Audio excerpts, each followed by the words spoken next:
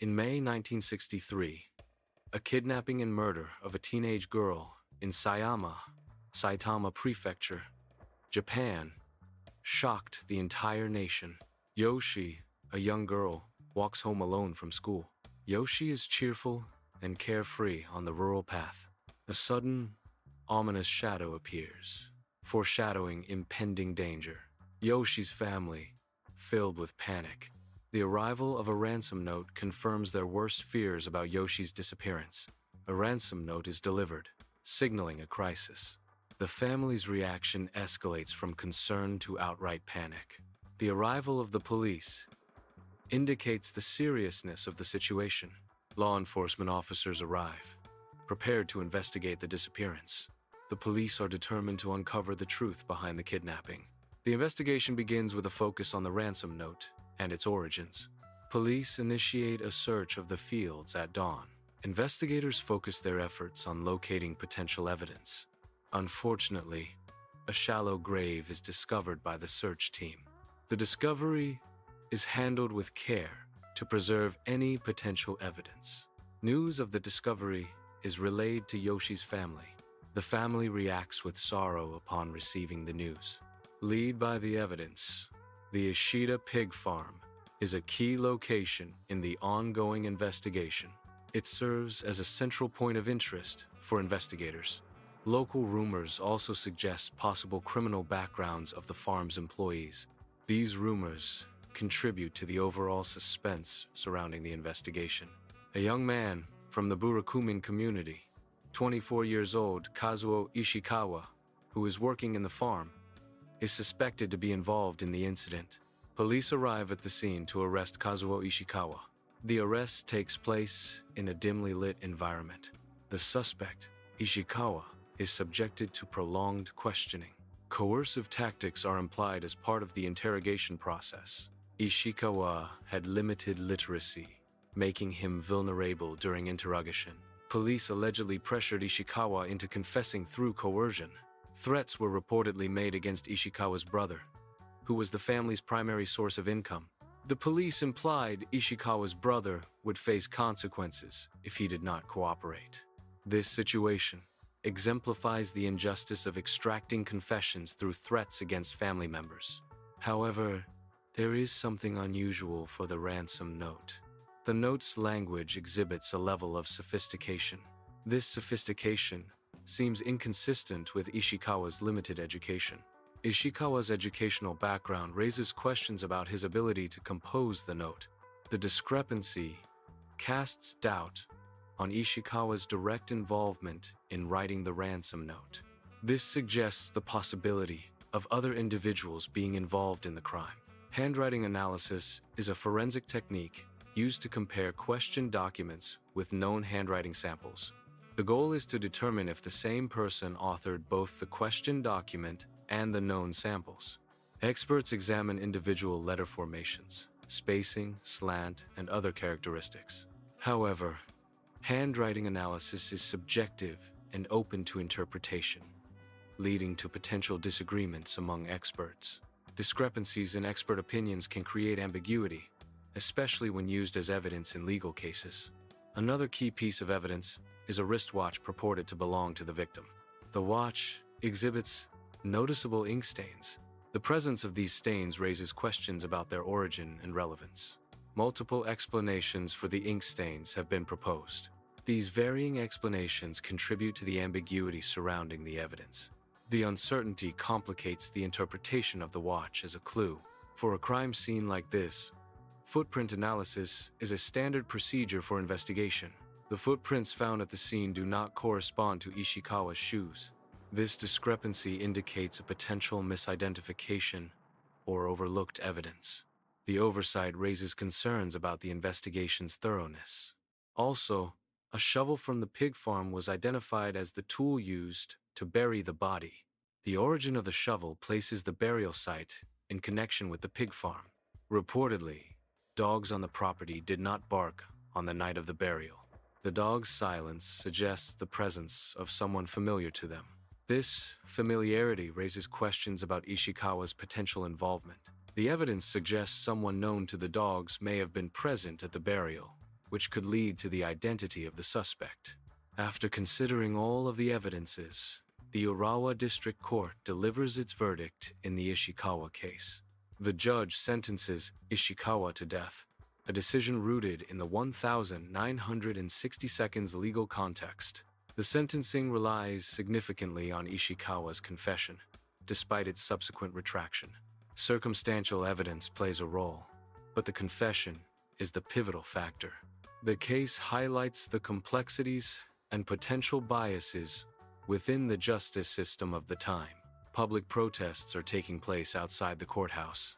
Protesters are holding signs expressing concerns about discrimination. The public is voicing strong outrage regarding the court's decision. Skepticism about the fairness and impartiality of the verdict is widespread. The protests reflect a deep dissatisfaction with the judicial outcome.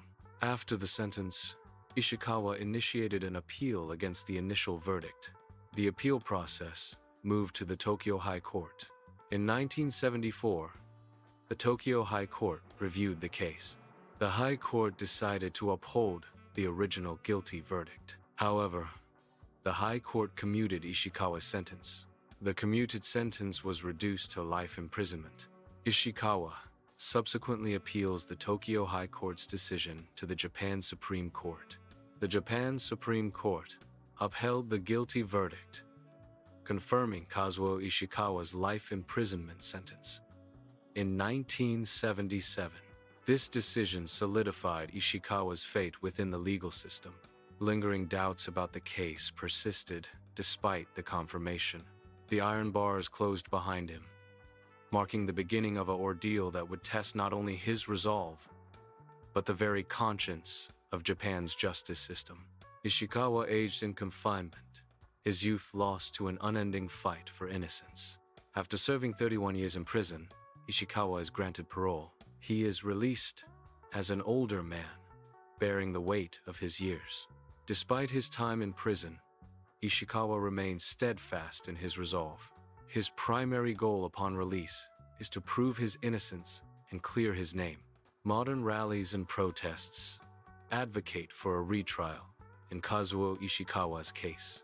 These rallies feature images and speeches of the older Kazuo Ishikawa. Human rights banners are prominently displayed, demanding his release. The protests aim to bring attention to potential injustices in his original trial. The Buraku Liberation League advocates for the rights and equality of Burakumin. Human rights groups also support the cause of Burakumin. Their support often centers on cases that highlight systemic bias. These groups argue that certain cases exemplify discrimination against Burakumin. The Ishikawa case is one such example cited by these organizations. They believe the case demonstrates ongoing prejudice against the Burakumin community. Efforts to uncover the truth are being frustrated. New forensic requests are being repeatedly denied. These requests often involve advanced techniques like DNA testing. The requests are typically for testing on old evidence. The denials hinder the potential for new discoveries. This can obstruct justice in unresolved cases. Ishikawa's case has become a prominent symbol of wrongful convictions in Japan.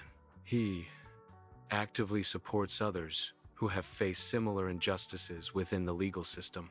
This includes individuals like Iwao Hakamada, who was wrongly sentenced to death. Hakamada spent decades on death row before eventually being exonerated, highlighting the severity of wrongful convictions.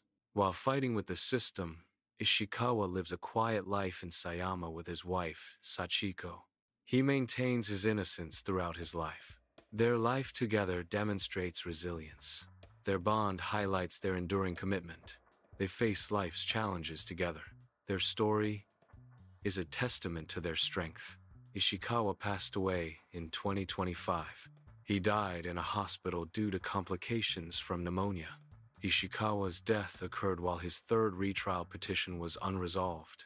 The unresolved petition adds a layer of complexity to his passing. His legal battles remained incomplete at the time of his death. Ishikawa's legacy is marked by both his struggles and his unresolved case. Ishikawa's wife perseveres in the pursuit of justice. She files a fourth retrial petition. This action demonstrates unwavering commitment. The petition aims to re-examine the case. It seeks to overturn the previous verdict. The hope for a fair resolution remains. The identity of the killer remains unknown. The case has remained unsolved for over 6 decades. The absence of a resolution has led to a persistent feeling of injustice. The lack of identification prevents closure for victims and their families. The unsolved nature of the crime continues to affect the community. The case serves as a reminder of the limitations of investigative efforts. While the case exposes the flaws in Japan's justice system, the nearby landscape that witnessed such darkness gave birth to My Neighbor Totoro, a timeless celebration of childhood innocence of youth.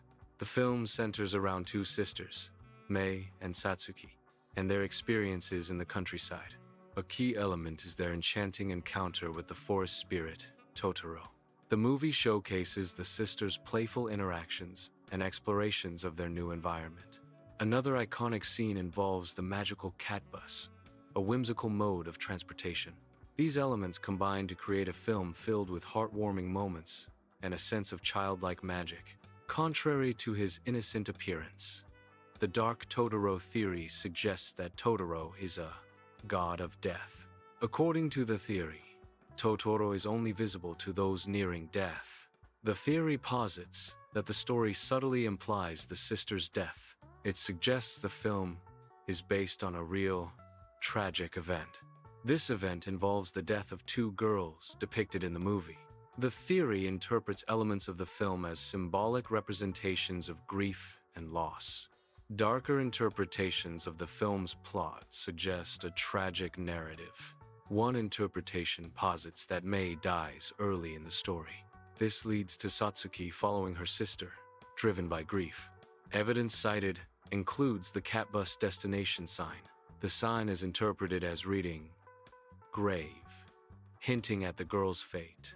This analysis contributes to a darker, more somber understanding of the film's events. Facing the dark theory, Studio Ghibli has firmly denied any connection to the rumors. The studio dismisses the rumors as unfounded. They attribute any similarities to mere coincidence. There is no official confirmation or endorsement from Studio Ghibli. Only the quiet of Sayama's rural night, where fields stretch into darkness and the wind carries unanswered questions. Under dim street lamps and unlit farm roads, the theory takes shape. Totoro is not a guardian, but a silent presence that appears when life stands at the edge. In these real Sayama landscapes, where houses sleep and insects hum, believers claim the calm mask hides a watcher who guides souls unseen. With no proof beyond whispers and coincidence, the rural night absorbs the theory, leaving only shadows, silence, and the unsettling possibility that innocence is not what it seems. Behind the story of My Neighbor Totoro, it was inspired by Hayao Miyazaki's childhood. The film reflects Miyazaki's personal memories of rural Japan. The setting and themes are drawn from his experiences growing up. The film's inspiration is rooted in personal nostalgia, rather than external sources like true crime. The Totoro legend persists due to its juxtaposition of innocence and horror. However, the legend has been largely debunked. It is primarily based on unfounded rumors. Coincidences have fueled the rumors, leading to misinterpretations. The connection between Totoro and real-life tragedies is not substantiated. The Sayama case is subject to fabricated details and misinterpretations. One common fabrication involves the victim having a sister. This fabricated sister is often said to have seen cat-like spirits. These details are not part of the factual record of the Sayama case. Another false detail suggests the victim committed suicide. However, records and facts do not support it, and the circumstances surrounding the victim's death point to inconsistencies. Reflection from the incident. It is important to debunk these fabrications and focus on verified information. Numerous supposed clues connect the film Totoro to the real-life Sayama incident. However, many of these clues are based on misinterpretations of the film's content. These misinterpretations contribute to the urban legend surrounding the film. It is important to clarify the inaccuracies present in these interpretations. Understanding the context helps to debunk the unfounded connections. Analyzing the clues reveals their lack of factual basis within the film. To sum up, the Sayama incident illustrates how prejudice can compromise the fairness of the justice system. Systemic biases can influence investigations, leading to unjust outcomes. Preconceived notions can taint the objectivity required for impartial judgment. The incident serves as a reminder of the potential for injustice when biases are unchecked. It highlights the importance of critically examining the role of prejudice in legal proceedings. Addressing systemic biases is crucial for ensuring equitable justice for all. Japan's legal system is characterized by a notable emphasis on obtaining confessions from suspects. A host-guest dynamic often emerges during interrogations, influencing the confession process. Suspects may face considerable pressure to confess, regardless of their actual guilt or innocence. This pressure can stem from prolonged interrogations and a cultural expectation of compliance. The reliance on confessions has been linked to wrongful convictions within the Japanese justice system. The Japanese legal system shows a reluctance towards retrials. This reluctance makes overturning wrongful convictions difficult. Even compelling evidence may not be enough to secure a retrial. This systemic issue can perpetuate injustices despite new findings. Also, the Sayama incident highlights the persistent social stigma against the Burakumin community in Japan at time. This stigma impacts the Burakumin's access to fair treatment within the justice system. Unequal treatment can manifest in biased investigations and judicial proceedings. This raises concerns about equitable application of the law, regardless of social background. The incident underscores the need for continued efforts to combat discrimination and ensure equal rights. The case continues to spark discussions about criminal justice reform in Japan. These debates center on the need for fairer legal processes. Advocates push for enhanced protections within the legal system. The goal is to ensure equitable treatment for all individuals involved in legal proceedings. Reform efforts aim to address potential biases and injustices. The case serves as a catalyst for promoting systemic improvements in criminal justice. The Sayama incident is marked by the tragic death of a young girl. Her life was brutally taken, leaving a lasting impact. This loss remains a central and heartbreaking aspect of the case. The event underscores the severity and human cost of the incident. The tragedy continues to evoke strong emotions and calls for justice. It serves as a constant reminder of the profound consequences of the crime. An individual was incarcerated for decades, casting doubt on the integrity of the legal process. The prolonged imprisonment raises concerns about potential miscarriages of justice. This situation underscores the severe repercussions of a flawed justice system. The case highlights the importance of thorough investigation and fair trials. It also brings to light the potential for wrongful convictions and their devastating impact. The incident calls for a re-evaluation of the safeguards in place to prevent such errors. Unresolved questions persist regarding the identity of the true killer. The full circumstances surrounding the crime remain unclear. This ambiguity contributes to a lingering sense of mystery. The lack of complete resolution leaves the case open to speculation and further inquiry. The Sayama incident is a complex and controversial criminal case in Japan. It involves the kidnapping and murder of a high school girl in 1963. The case has been marked by allegations of police misconduct and coerced confessions. The primary suspect, Kazuo Ishikawa, was convicted, but maintains his innocence. The Sayama incident continues to be a focal point for discussions about justice and discrimination in Japan. As the photographs continue to fade, they quietly suggest how crucial details can blur with time, slipping into obscurity and risking being forgotten altogether. Though the images have faded with time, they still carry the enduring weight of the case, lingering in the minds of all who were touched by what happened. The unsolved evidences stand as silent reminders of the mysteries left unsolved, preserving the lingering questions that time has yet to answer. They also highlight the importance of remembering and seeking justice for the victims. Ishikawa's passed away in 2025. This event marks the conclusion of his life. His death concludes his personal struggle. The struggle was centered around his exoneration. His efforts to clear his name have now ended. Thank you for watching. I will see you in the next video.